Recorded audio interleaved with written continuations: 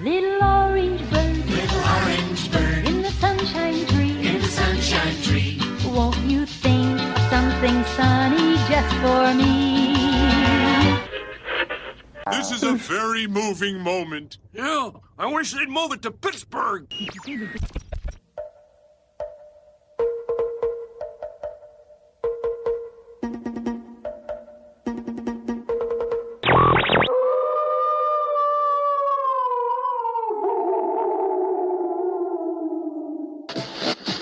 This is Tomorrowland News Network's Corona Borealis with your local time and weather. As always, it's going to be a great, big, beautiful tomorrow. WDW Radio, your information station. This week, we're going to try something new together because for more than 20 years, your questions have helped shape the show and the community. And today, we're going to take a little bit of a different approach as I open up the inbox and get right to the heart of your Disney listener questions and tips. We're talking about cruise choices, nostalgic favorites, hidden details, underrated experiences, food, of course, souvenirs, and the stories you share that make this community feel like family. It's going to be fast, fun, helpful, and of course, I'm going to invite you to share your questions as well. So hello, my friend, and welcome to WDW Radio, your guide to Disney parks and experiences from around the world. I am Lou Mangello, and this is show number 850. I cannot believe it. And whether it is your first time listening or you've been with me since the very beginning, welcome home and welcome back. A couple of quick things before we dive in. Don't forget to be part of the community and conversation over in the Clubhouse at wdwradio.com/clubhouse. Watch and chat during our live show every Wednesday at 7:30 p.m. Eastern on Facebook and YouTube, and get a weekly dose of Disney plus exclusive content delivered right to your inbox, plus a free gift when you sign up for my newsletter over at wdwradio.com/newsletter. And when you're ready to plan your next Disney vacation, you're going to hear from her in a few minutes. Trust Becky Mankin and the entire team over at mousefantravel.com for completely free expert planning from the team that I have relied on from my family's vacations for more than 20 years. You can visit them over at mousefantravel.com. And as always, my friend, and you are my friend, whether we have met yet or not, all I ask is that if you like the show, please help spread the word, rate, review, and share it with a friend. But for now, sit back, relax, and enjoy this week's episode of the WDW Radio Show.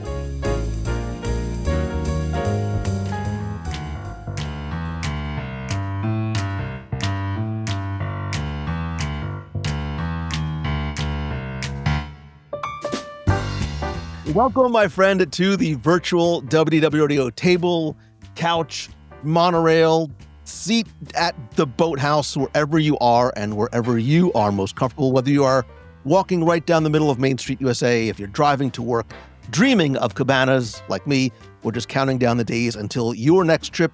This segment is for you, by you, and because of you. And after more than 20 years, and now, actually this one, 850 episodes, WDW Radio has never been just a podcast. It really is more about community and conversation and a shared adventure. And today, I get to share part of this adventure with someone who's been part of the story since almost the very beginning. She's not just a friend, she's family. She's traveled the world with us, sailed almost all of the 7 seas with us, and survived countless recordings with me. She is the Dory to my Marlin, the Vanellope to my Ralph, the She-Hulk to my Daredevil, and yes, the Roz to my Mike Wazowski. Even if she's always watching, I just have a feeling that she is. She is my trusted travel buddy, dream enabler, and official partner in magic. She is Becky Mankin from MEI and Mouse Fan Travel. I really love the Dream Enabler one. I might have to hold on to that. Wait, this is 850? It's 850. How did that happen? I mean, technically, it's more than, I've published more than 1,000 episodes. If you look at your podcast feed, it's like 1,100 episodes because there's newscasts and stuff like that in there. But numerically, canonically, it is 850. So this. Well, congratulations. That says a lot. Either it says a lot or it says you're old, one or the other. But wow. Or that we've been around a long time doing this. And it was so important to me to have you on this somewhat milestone number, and you're like, you're old. I said we because, like you said, I've kind of been around since almost the beginning, but. Yeah, it's been a wild ride, and it's been a lot of fun with so much more to come. Yeah, there is a lot. And look, we talk all about making the most of your time and your vacation and your memories. And I don't recommend things lightly on the show, but you and your agents and advisors and Mouse Fan Travel has not just helped me and my family, but literally thousands of our friends in this community plan their vacations with the utmost care and expertise and personal attention and that little something extra. So thank you. Thank you for what you do for me and my immediate family and my extended family, and for being part of a good portion of these 850 plus episodes and lots and lots of memories. My pleasure. And lots of chicken tenders and lots of food and lots of whatever we have indulged in over time doing research. Obviously, it's research. It's probably in an unhealthy way. I dream about the chicken tenders on the Disney Cruise Line. No, we are going to do a blind taste test of chicken tenders. We're going to get it from room service and from the Deck 11, and we're going to bring them to you. And we're going to see if you can tell the difference. Every part of that sentence makes me happy. All right, but today, listen, we're going to dive into our friend who's sitting here at whatever table this is with us. We're going to maybe share some stories. Maybe we're going to laugh a little bit. We're going to hopefully help you learn something new and hopefully make your next Disney adventure even more magical. So get comfy, get ready, and let's jump into this email segment together. The box is pretty much overflowing, right? Huh? The box has been overflowing. It's been a while. Well, listen, we've been answering emails together for these 18 plus years, and I didn't tell you this in advance, but we're going to try something new this week. No. No, it's too early in the morning for that. It's so funny. When we first got on, she's like, it's way too early and my mic's not working. I don't like my camera and the lighting is weird. I'm like, listen, stop making excuses. It's because something much more horrific is on its way. Got it. I like how you sort of put the disclaimer at the very beginning, no matter what is about to happen. Look, I am sincerely grateful that so many of you I know share why you're your butting me up stories at the beginning. and your memories and background information and so much great detail in the emails that you send. And I read, like 20 plus years later, I still am the only person that has ever and will ever read every single email, Facebook message, DM, letter that comes in it, like anything myself. But I also know, and I appreciate so much of what you share, but I also know that I have, and I did a rough count, about 7 million emails to get to in the inbox. And I try to read them all in their entirety. Let's just say that in 18 years, I've never gotten to inbox 0 in listener emails. So Shocker. What I did was something different, a little bit different this morning. And I normally don't go. So normally what I do, Becky, is I literally just crack open the inbox and I will scan like subject lines or the first line and I'll just read it, and whatever happens, happens. And I think it not only makes it more authentic and real, and it helps sort of show, what we know or don't know, but it's not like we sit there and do a lot of research for it. But this time, what I did is I went AI did job, didn't it? You like threw AI at it and said, "Here, give me the one with all the food." And yeah. No, well, most of them are about. No, what I did was I went through them and I just pulled out the relevant questions, because sometimes I'll get, and I'm grateful for it, do not stop, like 17 paragraphs of backstories, and sometimes they are very wonderful and they are very moving and they're very humbling, and I would be almost embarrassed to read some on the air, but some of them I actually save because they mean that much to me. But I just pulled out the relevant questions to get to the heart, or really the answer that the listener, and hopefully you, because I think if one person has a question, other people have it as well, are looking for. So we're going to try something a little bit different. We've done lightning rounds in the past, but this time I've just gone in, I've extracted the question itself so we can get to the heart of the matter and see how many we might be able to get to in this segment. So okay, good luck with that. Let's see how that goes. Because I think in the past, we sometimes spend half the time just reading the questions, which again, I love and appreciate, but we're going to try something new this time and see how well it works, or if it is an absolute dumpster fire. And the episode never sees the light of day, which I've only done once before in all 20 years. I've only recorded one. No, I take that back. I only recorded an episode and a half that I've never actually aired. And maybe one day I'll share those stories. All right. That's an interesting story. Maybe it is. So, all right, we're going to try it. Buckle up. Let's get into it. The first question comes from Emma Caldwell, who basically says, should I choose?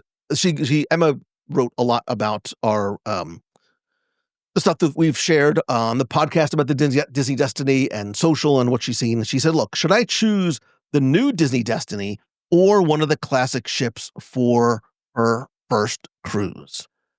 She didn't give a lot of context, who she is, who she's going with, anybody else. So there's not contextually a lot I can use to help answer that. But just as a general, like if you get asked that question, Becky, and I'm sure that you do, which would you choose the Destiny because it's the brightest, shiniest new object in the fleet? Or do you choose one of the classic or dream class ships? There are so many factors around that, though, because you have budget, because, of course, the new shiny object also comes with a new ship smell price. How many days you want to be away? If you want to do a 7-night vacation, it's not going to be the Destiny because that's 4s and 5s. Do you want to leave from Port Canaveral? That's not going to help you there because you wouldn't be the Destiny because that's Fort Lauderdale, even though you can take Brightline down. So there's got to be a lot of qualifications in there to actually make what? I love the Brightline. I know. It allows you to get a lot of stuff done. I do the same thing, crack the laptop out, and you have 2.5 hours of nothing but email chunking bliss. But I think it's a really interesting question because I love every single version of Disney Cruise Line. I love the classic ships. I really love the fantasy. I'm not a fan of the Wish, but I think that's because of the theming isn't exactly to me. And a 3 and 4 day I think is too short for all the things to see and do on that ship. I do adore the Destiny. So part of it comes down to, again, all those qualifying questions. What do you want from your vacation? Where do you want to go from? What is your budget? And what type of theme do you love? Because that heroes and villains is something very unique when you do a comparison to the other ships. So it's hard to say yes or no. It's more of a pros and cons and let you decide between the different ships that are available to you. And I thought the same thing, right? Because there are so many factors you have to take into consideration. And we've talked about, some ideas for something that we want to do in terms of comparing and contrasting the ships. But all things being equal, right? Let's just say just ship versus ship versus ship, especially for a first-time cruiser. Do you think starting with the Destiny because it's newest might be best, or starting with, because again, like you, I can also make the same argument. Like I love the classic ships for different reasons. I love the Dream class ships for different reasons. I love the Art Deco design of the Dream and the Magic and the Nouveau of the Wonder and the Fantasy in different spaces in different places. Or the There's intimacy. also size considerations. There's theme considerations. There's entertainment considerations to take into it. But exactly, like the intimacy of the small ships, of the classic ships, not having 4,000, 5,000 people hanging out with you. Each one of them has its own pros and cons. So if you're a big Disney fan, though, and it's your very first cruise, I could make an argument for the Destiny because it does have so many of the stories that we know and love around every corner when you're walking around the ship. So I could definitely make an argument for that. So to do like point counterpoint, I could also make an argument to do the Magic or the Wonder because they are smaller, right? They're less sort of potentially overwhelming. You do, I think it's sort of a natural progression and graduation even too. Instead of going from the latest, greatest, biggest, best, highest technology, etc., starting off with something like the Magic or Wonder, getting acclimated to the Disney Cruise Line experience, the service, the food, the rotational dining, etc., and then almost sort of stepping your way up. Then, all right, let's see what a Dream class ship is like versus the Magic, and then moving on to the Wish class ship. And I think that's where you have the more nuanced conversation. Like, okay, if you're going to take a Wish class ship cruise, is the Wish, is the Treasure, is the Destiny more in line with you and your family, or you and your friends, or you by yourself? What you want from the experience. Do you want the princess fairy tale? Do you want the parks nostalgia? Do you want the heroes and villains? That's where you can sort of dovetail a little bit tighter exactly the type of experience that you have, especially having cruised on other ships that don't have such ship-specific theming to each one. That's true. And I got to say, between the Wish, Treasure, and Destiny, that is is so important to know is that each one of them tells a different story. So even the choice between those three is not just by class, it's by the theme that you want to experience. But I have a better idea. Just contact one of my advisors at Mousefan Travel. We can sit and go through all of these questions that we're talking about and see which one is going to be the best fit. But I'm with you. I could argue it any way for any of the three types of ships. Or just do back to back to back, do all three different classes of ships, and then you can decide which one is right. Yeah, that works too. Right. I think all is always the best answer. All? Instead of having to One choose. after All right, another. we're moving on. We're going to move on quickly because, again, the whole point was to go fast. All right. Maya Torres said she was talking about nostalgia and the sense of losing things as different experience and attractions come and go and change. And sometimes we lose some of our personal favorites, understanding why. But her question basically is, what is one thing, Becky, you think Disney should bring back immediately? Now, she was talking at first about attractions, but she also sort of mentioned movies and things like that. So you can maybe interpret this question as broadly as you like. What is one thing that Disney should bring back immediately? There's one thing that snaps into my brain the minute you said that: Osborne Lights. I want Osborne Lights back more than anything, because I think that what's so special about being at Disneyland or Disney World is during the holidays. It's my favorite time to be there because everything is brighter and lighter and the music is going and it brings you into that holiday spirit. But ever since Osborne Lights went away, it hasn't been as shiny as it used to be. Having that tradition of going down that street and watching the lights and hearing the music, that was so much of Christmas to me. And ever since Osborne Lights went away, I've never found another attraction or place to go in Disney World or in Disneyland that gave me that elevated feel of Christmas that I used to get from Osborne Lights. So please figure out a way, build a set, do whatever you need to do, but bring back Osborne Lights. That was easy for me. That's a great answer, especially, as we're recording this on December 3rd. It is incredibly timely. And I love the parks all the parks are special during the holidays, but there was something special about the Osborne Lights and that it was not a hard ticketed event and anybody could go. And and it was a great, you talk about places that just feel more special and community driven and magical. Like there was something special about being in Disney's Hollywood MGM studios during the Osborne Lights, trying to find the black cat and just seeing how year over year it was the same, but always a little bit different. And the music and the nostalgia, that is a great, great, great answer, which I'm going to have a really tough time trying to equal or beat out. But that made me think of something else, not just in Hollywood studios, but around the parks. Taking off my glasses for effect. Bring back the Streetmosphere character. Oh, yes, Bring please. back the citizens of Hollywood. Bring back the citizens of Main Street, USA. There is something, without going down the COVID road that we lost and things have come back. Some things are better, some things are different.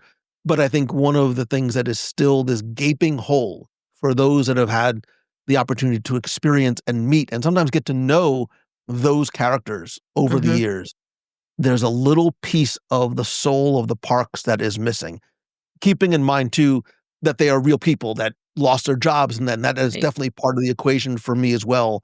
But there was something about the spontaneity and the energy and the heart and the personal interactions that you could have with them.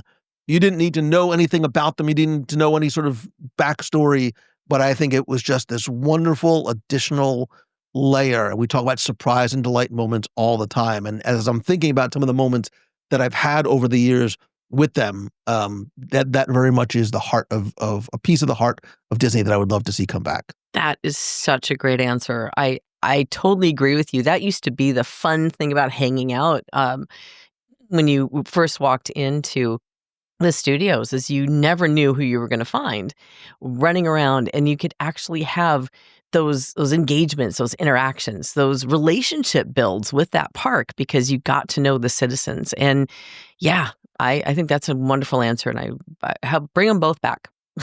Can we do that today, please? I remember, God, what was her name? It was like Dorma Nesmond instead of Norma Desmond on Hollywood Studios, and the fire chief and the suffragette sisters on Main Street. Yeah, would love to see them come back. Me too.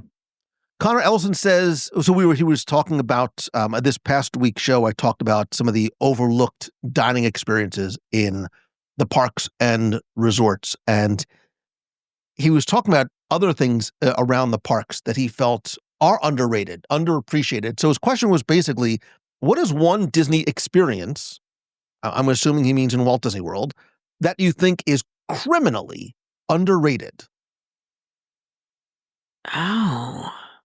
Yeah, it's not as easy. Like, first I'm like, oh, this is simple. I'm like, wait, this is not maybe as simple as it is. And I'm giving you time to think. I can't use some of the dining experiences because that was show 849. And I think some of those are maybe criminally is a stretch, but are very much like, I think Pepe, I never hear anybody talk about Pepe in Disney Springs. So much so that I might even go to Disney Springs to do the live show tonight just so I can go to Pepe. That is such a great question. Because, when you get into the park, you always have that one that you're going to rope drop and run to as fast as you can to try to make sure to get in line as quickly as you can. But there are attractions and experiences that you don't get that opportunity to do because you're too busy standing in line for the e-ticket attractions. The first one that came to my mind, and this isn't the best answer. I think there's a better answer, but the first one that came to my mind was the train is being underrated just because, you run past it to get to where you're going. But that feel of being on the train going around Magic Kingdom makes you kind of appreciate the different lands because you get to see it from there and you get to relax a little bit. So that's the first thing that hit my brain. But I think there's another answer, but I don't know what it is yet. What I thought that too, because I was like, it sets the tone for your day at Magic Kingdom, and it's the narration and it's the views and it's the pacing of that attraction and the connection to Walt that I love so much. And I'm like, well, how underrated is it? Like sometimes you'll go and there is a line at the Main Street station for it.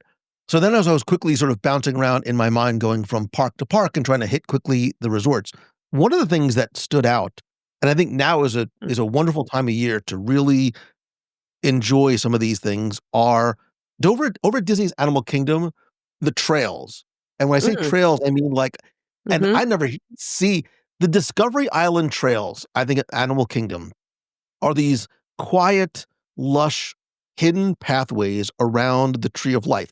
You might be listening going, what paths? What are you even talking about? Exactly.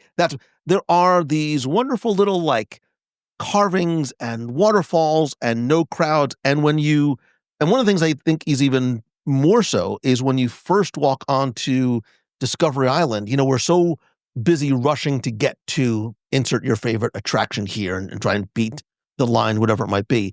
I think we don't take the time to wander and navigate some of those paths. And sometimes when you do, especially like if you are a photographer, you get some incredible views of Disney's Animal Kingdom, whether it's on the Discovery Island path, whether it's on the paths around the Tree of Life, or even doing things like the Maharaja Jungle Trek and the Grill Falls, like the level of detail. And it's not even sometimes just all about the animals that you get to see, but the detail and storytelling that is in there, like so incredibly meticulously woven into every carving that you see, every signpost that you see, everything sort of matters in terms of grant. I think I did a show about Maharaja Jungle Trek eons ago. I'll look back. If not, I will do it because I think it is very, very much an overlooked experience in the parks. It's a do it at your own pace, and it's accessible to everybody. And you get that's a really good one because when you go in Animal Kingdom, you rush off to the, like you said, insert your favorite attraction here or to the safari. But some of the best times I've had in that park is just wandering around and trying to find the tigers and meandering around the trails and seeing what animals you run into. But honestly, it's been a while since I've done that. And I really enjoy it. So maybe you're right. Maybe that is, it's definitely a better answer than the train. But I think there might be another one out there that we're not thinking of. That'd be an interesting one to like put out to the clubhouse to see what people would say. Yeah, and as we go through this, if you have answers to these questions of your own, you could either post it in the clubhouse at wdwradio.com/clubhouse, or if you want to be heard on the air, I'll play your voicemail at 407-900-9391. That's 407-900-WDW1. You could be like, Mangello, Mankin, you guys are idiots. How did you miss X? Exactly. And as long as there's no profanity involved, I will play it. The moment that we're done recording, I'm going to go, oh my gosh, we forgot blah. Yeah. We're like, oh my God, we're such idiots. I need more coffee. Miles, I think I'm pronouncing it, Miles Harrop was talking in his email about, he was referencing an earlier show and some of the details and things that we were pointing out. And he basically said, what little detail in the parks brings you the most joy? And I was like, because like that's what it is. I do love finding and discovering and more importantly, sharing those details. And sometimes you just see something and I'm like, this is it. Like, this is one of those cool little details about Walt Disney World that just makes me happy. And what I like about this is there's no quote unquote right or wrong answer. It's just something that you see in the parks that might just make you happy. And I really, I'm giving you time to think or ask ChatGPT. I started this journey writing trivia books about Walt Disney World. I wrote 2. So it was the details. It was some of those little things that were overlooked that not only I enjoyed finding, but I enjoyed sharing. And then when I did my audio tours of Magic Kingdom, it's really when I was able to get very, very granular and find and point out some of those things and have that medium and that platform to be able to share them and show them and discuss them. And I used to do tours of Magic Kingdom. And the things that would bring me most joy was when I would show somebody something and they would have that light like, oh, this has been sitting here the whole time and I've just never seen it before. So again, interpret this, I think, however you like. What is one of those details that brings you joy? And it not necessarily, Becky, doesn't have to be, I think, something that you see. It could be something, that you hear, that you smell, that you taste, but it's just one of those little details. Okay, so you're going to laugh at this. I don't know if it necessarily brings me joy, but it makes me laugh every single time I see it. The River of Pooh. I don't know. And that's because, clearly you pointed that out on one of your, on one of the things you used to do, the guiding you used to do. And I remember seeing that, you telling the story, and then all of a sudden I can't unsee it. So every time I see it now, it makes me laugh hysterically. So that's probably the thing that stood out the moment you asked that question. That's the first thing popped in my head. For another thing that I enjoy is I love finding hidden Mickeys. I still really love that little detail because you have to sometimes look at everything to discover where those little hidden Mickeys are. But if you're talking about a sound or a sight, and this just goes to my heart, which is the sound of fireworks. When at night, when you have the nighttime show, sometimes I don't even need to be watching the show, but you can hear the sound of the mortars going off and you can hear the music, and that brings me joy. I know that there's a lot of design elements, and that show is somebody's baby that they put together meticulously with the music, and it always either is, I know somebody in the audience who's watching that show is crying because of joy, or a memory or something that is happening in that show is bringing them to an emotional point of happiness or sadness at times. So I think that's probably the detail that I love the most. So I laughed when you said the River of Pooh because I like you. And I think it's becoming a lot more well-known now. But I remember, again, when I first started this, I was doing the trivia books and the podcast. And then there was a while I was doing, I would do personal tours of Magic Kingdom. And I never like followed a script. But I sort of had a path, right? Because there's an overarching story of Magic Kingdom. So the way I would go from land to land would sort of tell that story. And I always liked when I got to Liberty Square because I had that moment. Like this was the big joke. Like this was sort of like the River of Pooh joke. And I loved watching like, and they're like telling the same story, like with the same enthusiasm, like, River of Pooh. And people are like, oh my God, it's so funny. And now I think it's sort of just, it is very well known. But as you were talking, I'm like, well, this brings me joy and that brings me joy. And I'm like, this is why I still love this place so much. Because if I walk onto Main Street USA and it's the sound of the Dapper Dans or the clop clop of the horse-drawn trolley go by, it is the subtle background loops. It is the brilliance of forced perspective. It is Liberty Square. One of my favorite little details, again, things I would do on the audio tours or in person, is there's the little doll in the window in one of the house fronts on in Liberty Square, and there's this wonderful little story about why the doll is there, and it's one of those things that 99.9% of the guests walk Never by, know. Yeah. but that Disney puts there, and there is, while it's not written out somewhere, there is a story behind it. I will say there's one detail that used to bring me joy that I'm very sad, borderline almost upset, that is not there anymore, and I don't know why.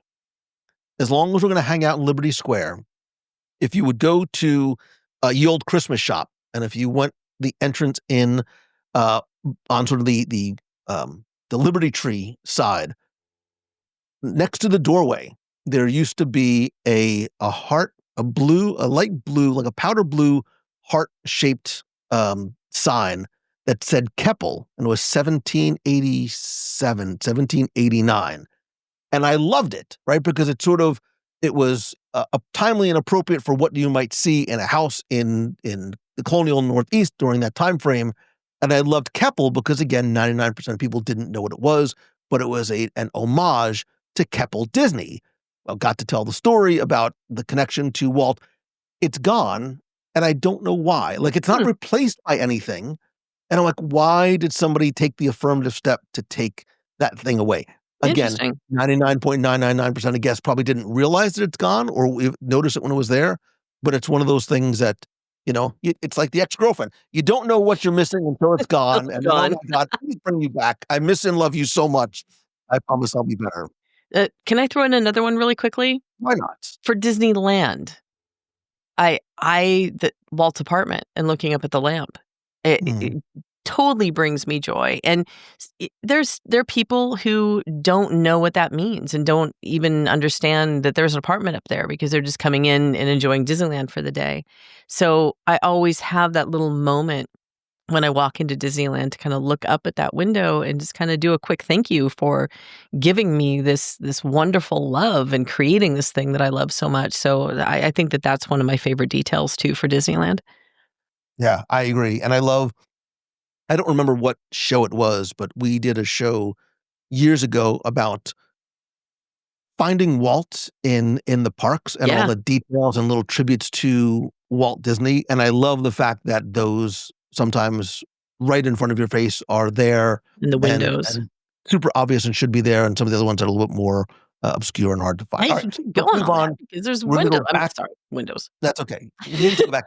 By the way, okay. What is this is from Caleb Boss, who says, I was just talking about Disney Cruise Line. What is your favorite Disney Cruise Line dining room and why? Wow. It's simple on its face. And then you're like, well, that's like picking your favorite child. That's right. Not, we all that's have not them. We easy. just don't like to say it out loud. But deep down, if we do the examination, you do know why one child is your favorite over the others. I'm only kidding. Not that my kids listen, it's fine. But if you know, see my kids, don't tell them I said it. So your favorite dining room and why. It doesn't mean, and I like the way this is framed because it's not about what is quote unquote the best. It is what is your personal favorite and why. Now, keep in mind, Becky, because I know your mind probably goes, well, we just got off the Treasure. We're a group trip. We're getting ready to go on the Destiny again as a group.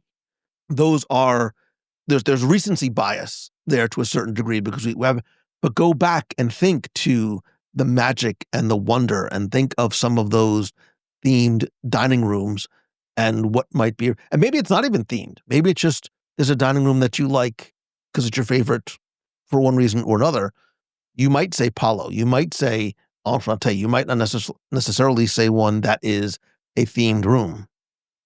Oh man! All right, this is hard. And it's not a recency bias for me because when you said dining room, I immediately thought of 1923, only because of all the detail in there and all the art and all of the nostalgia, which I really do enjoy from a dining room perspective. But then I can spin off into Coco. I love the show, but I also like the way it's set up, and it feels like you're outdoors, and it feels like you're in the middle of the movie. Those are probably the two that came to mind first. But there's a lot of great dining opportunities and wonderfully themed rooms and places on board any of the ships. I could keep going. But I think those are the two that I would say I look forward to most. When I sail, just because I like being in that area. Then again, I can go to the classic ships and Animator's Palette, because the very first time when you first walk in there and it's all black and white and you don't really understand what's going on when you first sail, and then all of a sudden everything starts turning into color, that has a big impact on me too. And I think especially kids for sure would enjoy that, even though it comes from 1998 and 1999. It still has a lot of impact. I was like, I'm going to ruin your answer for you because I'm like, I thought the same thing. And I went right to Animator's Palette. Did you? Okay. And I went to Animator's Palette on the second night on the fantasy when it's the animation and when you sort of get that placemat and you draw your own figure. Becky, I remember it like it was yesterday, Yeah. but it wasn't yesterday. The first time it was like I saw fire for the very first time. I'm like, I'm looking at like, this is sorcery. How are they doing this? How are they taking my and the other few hundred people in here and putting our animations not just up on screen, but integrating them with classic Disney cartoons and animation and the music? I'm like, this is like a perfect moment. And it has stuck with me to that day. Wow. Now, I can't, it has nothing to do with the food that's in there, but it had to do with the overall experience. But I do also love the food at Animator's Palette, because you give me those little truffle persets and that rigatoni bolognese and that is also a. Mm-hmm. No, I know. When you're talking about anime, I was talking about the ones on the Magic and the Wonder. So that's completely different than your answer. So it's interesting. Oh, yeah, right. You said Magic and Wonder. Yeah. So two different experiences in restaurants of the same name. I agree with you too about Plaza de Coco, because again, it's not just the theming and the environment, but the food and the entertainment, because it really is a dinner show. I also feel that way about Tiana's Place.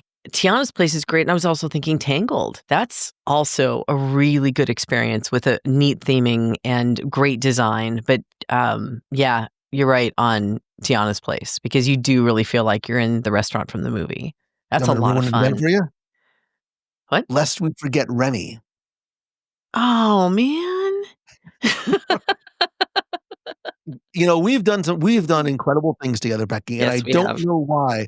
Although my recollection of that meal is slightly vague, I do remember it being like, this is one of the best overall dining experiences I have ever had. That was really good. Yeah, the wine pairing helped, I think, throughout the way. But what was it, like 10 courses? And then just when you think you're done, they bring you the wheel of cheese. I wouldn't. That was amazing. That was one of the best meals. You know what? We haven't been on the Dreamer Fantasy as a group in a long time. We have not. We might need to do that. We're going to call it the Wheel of Cheese Cruise. Just for. No, I can taste that cheese. That was so good. That was one of the best meals ever. For sure. I'm famished. I need to get off. So fortunately, Nathaniel Brooks, in response to, I think I had done a show about, I think he was writing about the Marvel, the museum, the Star Wars museum and some of the souvenirs and things that we bring home from the parks. And I'd asked a question about something, and he said, "What is the best Disney souvenir you've ever taken home?" So what is the best Disney souvenir you've ever taken home from the parks? And I think I'm going to qualify this. I think this has to be something that you bought yourself. Mhm. You treated yourself to, and you brought home, excuse me, from a Disney park. Easy. And that's hard to say okay, this one is recency bias because I just put it on my Christmas tree. When my husband and I got married, the first year of our anniversary is December 6th, so it's always decorated for Christmas. And we went, actually it was our honeymoon, sorry. We stayed at the Grand Floridian. And remember on the Christmas tree on the Grand Floridian, they had those big heart-shaped mirrors, the huge ones. They had in the gift shop replicas of those mirrors. And I thought you said, remember those things they used to have on the tree? Well, they don't have them anymore because I stole one, and here it is. I took it home. No, they had these tiny replicas of those giant mirrors, and I bought 2 of those, and I have them, put them on my Christmas tree every year, and it still is one of my favorite things that I bought in the parks and brought home, so I could remember that trip every single year when I look at it. So I would say that that's one of my favorites. So when I saw this question and I started answering it for myself, one thing quickly came to mind. I was like, okay, I'm happy I qualified it because I have things in my office Mhm. that I've had since I was a kid, from times that I went with my parents, but those don't count because the question was the best Disney souvenir that I've ever taken home. So I'm going to ask you to close your eyes because I want you to listen before you see it. Because I just pulled it off my shelf. You're No, not Becky, kidding. close your eyes. I'm telling you to close your eyes. It's fine. It's cameras. Just listen.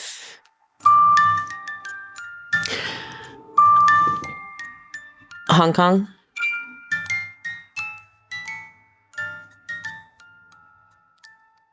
This It is is. the little music box from Mystic Manor in Hong Kong Disneyland. I'm not a Right. sweets guy. I'm also really not a merch guy. You know, I don't really bring home a lot of souvenirs. Right. I instantly fell in That. love with the attraction, the characters, the storyline, and that music. This music box, which was like, it was like $35. It's super heavy. It's beautiful. Like it's actually like you can put stuff in there. I remember just how think it is excited you were when you found that. That I'm was so like, I excited. have to have this. I'm going to have this. I'm taking this home. I remember how excited you were, like a little kid. I still look how happy it makes me. I still am. I just think it's unique and different and just cool. And I love the fact that it doesn't say Mystic Manor on the side. It Mhm. doesn't, you wouldn't know what it's from unless you know what it's from. And I just sort of dig the whole aesthetic of it and the simplicity of it too. Like I love the fact that it's just a simple music box because I think there's a little bit of And it's probably cursed too, just so you know. It's what? It's It's probably what? cursed. It's probably It's cursed fine. because, Mystic Manor. The yogurt, How about the some frogurt is also cursed. It's from the Simpsons. Okay. So yeah, Indeed. I'm sure if I looked around, like I know that I have more, Yeah. but that's the first thing that came to mind. I think that's one of the cool. I'm going to put this question in the clubhouse and ask people to share the best souvenir that they have ever That's a brought. really good one for sure. Has there been anything that you regretted not getting? I know your answer to this question, but it's been fixed. It has been fixed. Is there anything I Listen, that regret was very sweet. not getting? There probably is something from Tokyo that I wish I would have gotten. You know what? I don't. I wouldn't have regretted it, but it's very obviously, you can't see it on camera right now because he's off to the side. Something that I got in Tokyo Disneyland that my son bought for me. He knows I'm a big Baymax fan. On the last day of our recent trip, our group trip there, he's like, "Oh, Dad, I have to run off to the bathroom," and he runs off, and I'm standing there eating my 17th popcorn of the night, and he comes back with this massive bag that's as big as he is, and my son's like 6 foot 17 inches tall, and he brought back this 4-foot tall plush Baymax, which I never would have bought on my own. I never would have thought anything. Like you bought me, and I still have it right back here. I don't know if you can see him. I have my little Baymax in his little red D that you got me from Tokyo. But he's travel size for your convenience. This was not. I had to walk around the rest of you should have seen me in line for 20,000 Leagues. No, I was in line for Journey to the Center of the Earth with this huge bag and this giant Baymax that I was hugging, which is not weird in Japan because I was not the only person, but it's super meaningful to me because how did you get that home? And it was such a surprise. What? How did you get that home? I had to buy another bag. Okay, so you didn't buy a seat and sit next to you. I had to go to where did I go to get it? Oh, right, because we stayed. I had to go to Don Quixote, and I had to buy the largest duffel bag that they had. Which looked almost like a coffin, and sort of kind of was, because I just laid Baymax in there. Poor Baymax. Poor Baymax. But he's hanging out, and he's my buddy, and he's huggable. That's cool. Okay. All right. All right, a couple more questions before we go. Let me see. Okay, hold on. You know what? I actually asked. Screening now. Earlier today, I went into the WDW Radio Nation group. We have a private group on Facebook, and I asked them if they had any questions that they might want to have answered on a show. And I think this one, oh no, there's a couple of really good ones in here. Okay. The first one this is perfect for Becky. This one, it's from Erica Manning, and she says, what are your favorite non-park spots for an appetizer or drink crawl? Oh, well, the obvious one is the monorail loop, because nobody's driving, which is, that's kind of smart. Come on. Because then you go to the 3 different resorts, and there's all kinds of great places to have a cocktail and an appetizer around the monorail loop. So I think that would be one. The other, Disney Springs is I don't know if it's number 1 or number 2, but was wrong.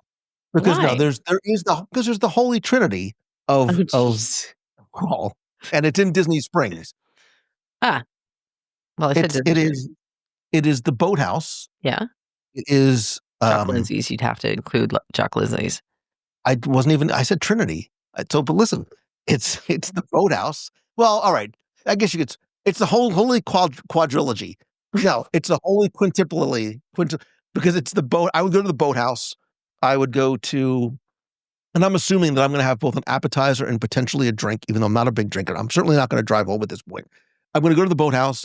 I'm going to go to Wine Bar George and get those little mac and cheese bites and maybe a nice glass of wine, recommended by Master Sommelier George Meliodas. I would also go to Homecoming. I would also go to the outside street food at Morimoto Asia and I just ate there a few weeks ago by myself. It was lovely. I had such a wonderful date night by myself. I had noodles. So much to unpack. There's so much to unpack. Oh, and this little sake-infused beverage. And you can also go to Jock Lindsay's. So 1, 2, did I miss one? Boathouse, Wine Bar George. And they're all right within 5 steps of each other. Boathouse, Wine Bar George, Homecoming, Morimoto, and Jock Lindsay's. It's like the whole, that little circle is like the holy ground. I think we need to test that. But because I'm not sure. I've done the monorail loop, so I think we need to do the Disney Springs loop just to see how it compares. Girl, I am all in.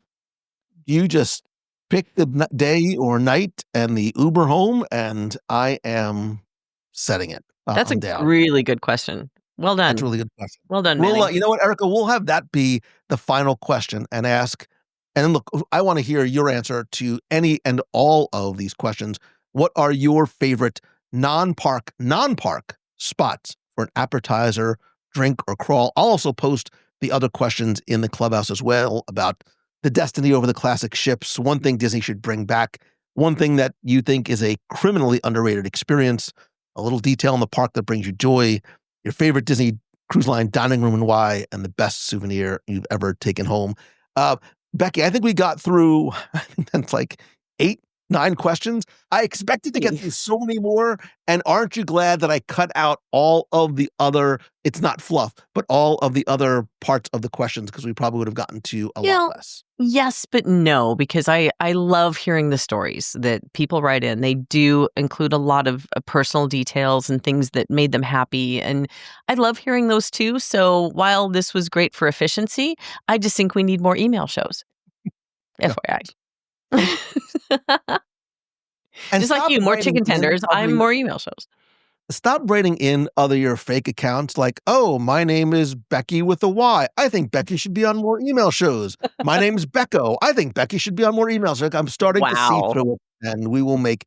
But I think we should do an email show together in person. But it has to be. Wait, don't say yes just yet. It's going to cost you a little bit. It has to be in some exotic Disney destination. By exotic, I mean not Walt Disney World. Not a problem. It's got to be either on a cruise. It's got to be overseas. It's got to be in Disneyland. Have you seen our schedule yet? Have you really paid attention? This is not going to be a hard thing to meet.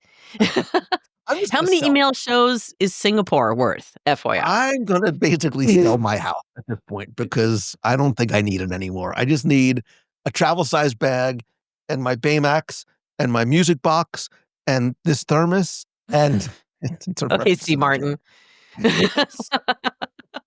All I need. I always love doing these with you, not just because it's a chance for us to get together and talk about some of the things that we love, and you share some of the things that you and all of your advisors are expert in, but I love the fact I've always wanted since the very beginning, you, my friend, our friend, the listener, the community, to not just be a passive observer and listener to the show, but really be a part of it and help sort of guide where it goes and what we talk about. And I think that's one of the things that I love about the email shows. And hopefully it helps other people have a better vacation as well.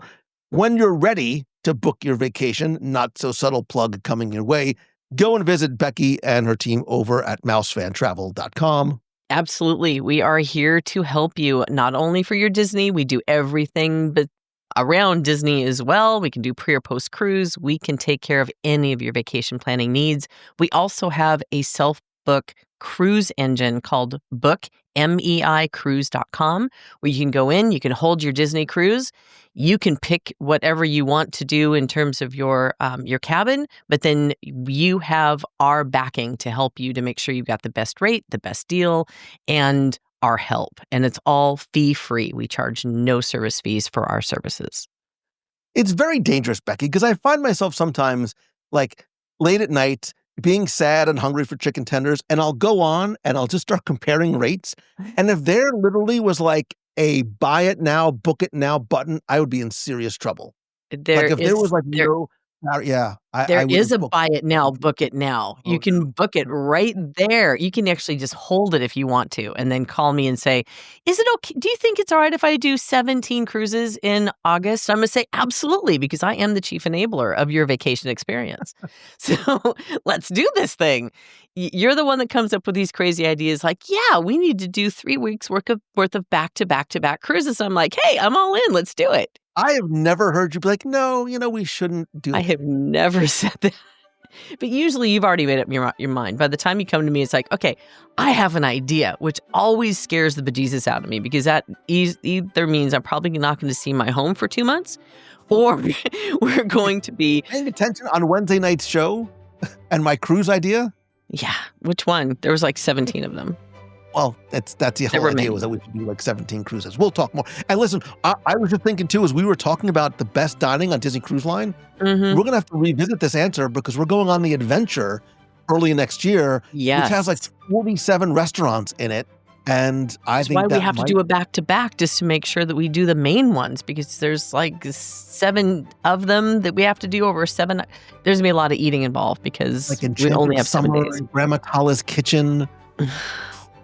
I hope Singapore has a wide selection of stretchy pants. I wonder how their chicken tenders will be. Oh my gosh.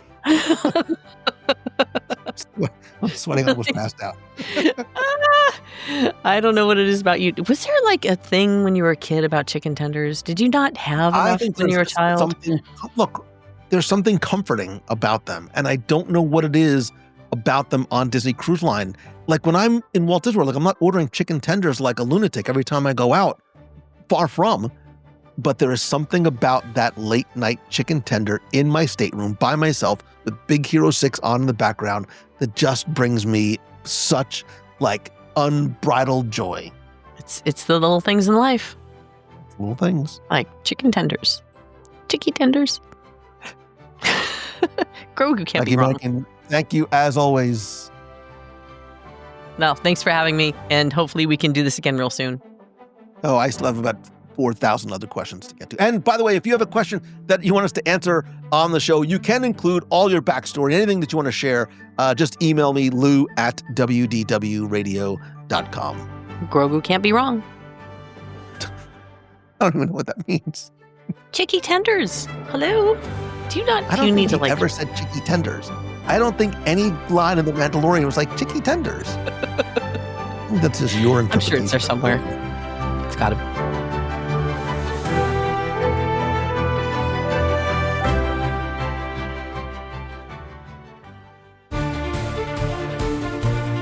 It's time to test your knowledge of Disney trivia, history, secrets, and stories with our Walt Disney World Trivia Question of the Week. If you think you know the answer, you can enter for a chance to win a Disney prize package. This week's trivia contest is once again brought to you by our friends over at the Walt Disney World Swan and Dolphin, who every year transform the holidays into something truly magical. It is one of my favorite places around property to visit. And this year, the resorts are filled with festive experiences for the entire family, including meet and greets with Santa, Mrs. Claus, the little elf candy cane. There's all kinds of special holiday entertainment and the incredible dancing light spectacular that brings the causeway to life each night with music and lights. You can bring the kids over to the Elves Magical Workshop. They can create ornaments, decorate cookies, and craft their own holiday keepsakes. And if you want to bring the holiday spirit into your room at the Swan and Dolphin, which still has the most comfortable beds on property, you can let the elves deck the halls with a full in-room decor package. And if you or your kids are sad, like, oh, we don't have a Christmas tree, they can even bring in a pre-lit tree for you as well. Plus, you get easy access to all the theme parks. It really is the perfect home base for your holiday visit. You can explore the full schedule of events or book your stay over at santasfavoriteresort.com or through our friends over at Mouse Fan Travel. Now, before we get to this week's trivia contest, let's go back, review last week's, and select our winner. So we were talking about dining at Walt Disney World, so I thought we would talk about dining in the trivia contest, and I asked you to tell me what is the only restaurant in Walt Disney World that moves. Thanks to many of you who answered. Some of you got it wrong, but at least we're having fun and got creative. But the answer I was looking for is the Garden Grill in Epcot. It is the only restaurant that physically rotates as it slowly turns throughout your meal, giving you changing views of living with the land. You get to see the rainforest and the farmhouse kitchen scenes, and you get like a full rotation about once per hour. So I took all the correct entries, randomly selected one. Last week you were playing for a WDW Radio keychain, stickers, pin, and a mystery prize. And last week's winner, randomly selected, is Stephanie Abbott. So Stephanie, congratulations. Your prize package is already on the way. And if you played last week and didn't win, that's okay, because here's your next chance to enter in this week's Walt Disney World Trivia Challenge. So in the listener email segment, we were talking about the Keppel Disney details from Liberty Square and Ye Olde Christmas Shop, which is one shop that is actually within 3 different building facades. And at one time, these were actually 3 separate and distinct stores. So tell me, what were the 3 stores that once made up the space occupied by Ye Olde Christmas Shop? You can give me the store name or even just what they sold. And if you go to WDWRadio.com, click on this week's podcast, use the form there, and enter before Sunday, December 14th at 11:59 p.m. Eastern, and you get it right, you'll be entered to win a prize package that once again includes the keychain, the stickers, the pin, and yet another mystery prize. So good luck and have fun.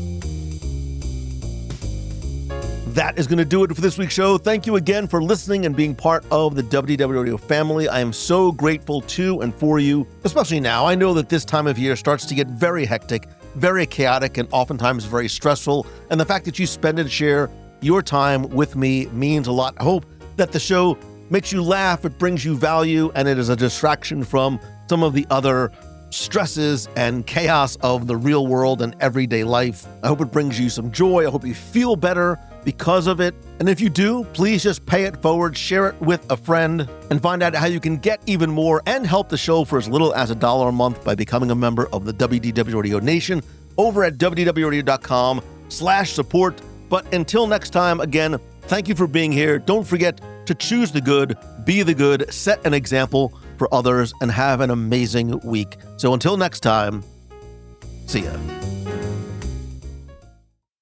Well, it sounds pretty good. In fact, that's just the right spirit.